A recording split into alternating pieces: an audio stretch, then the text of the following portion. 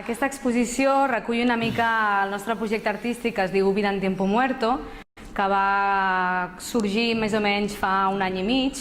Vam pensar de donar-li un valor afegit als transports públics amb destinació a Cornellà i llavors vam pensar una sèrie d'accions, una sèrie d'intervencions artístiques col·lectives als diferents transports públics, al metro, al bus i al tren. L'experiència que vam fer constava d'anar als transports públics i intentar que aquests llocs on la gent està molt apagada i està com desconnectada, donar-los inputs perquè reaccionessin i estiguessin com més participatius.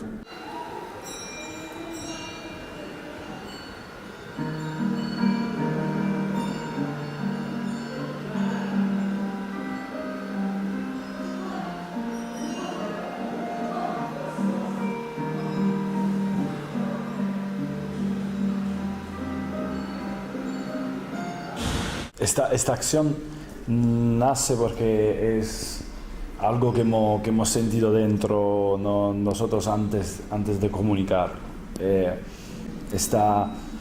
A veces esto que se siente, ¿no? en las ciudades, quizá esta necesidad de comunicar algo, ¿no? Que igual tenemos nosotros, pero que seguramente tiene mucha más gente.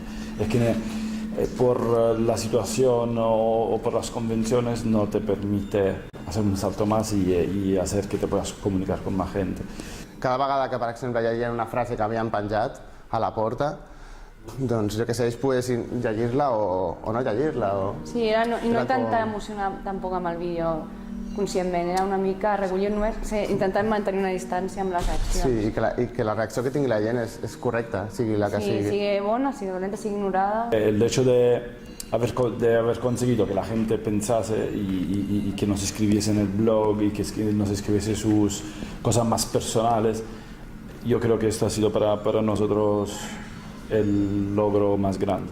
Sí, també sentíem la curiositat de descobrir nosaltres mateixos en primera persona què sentien els usuaris dels transports públics quan el seu trajecte quotidià surt de lo normal i es troben coses inesperades com frases enganxades a les finestres o locucions del tren que no s'esperen o un ull gegant enganxat a la finestra de l'autobús. Al blog s'ha recollit moltes vivències, sensacions d'aquests passatgers que per a nosaltres ha estat molt gratificant i molt ric poder veure que durant aquella setmana, aquells dies, la gent se sentia feliç o se sentia almenys una mica diferent al trobar aquestes accions, al seu camí diari.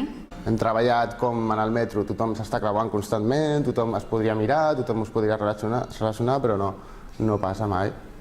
I amb això que hem fet, una miqueta la gent estava més oberta, estava més a la white i estaven, el que et deia, estaven desperts, estaven connectats i no sé, estaven disposats a comunicar-se.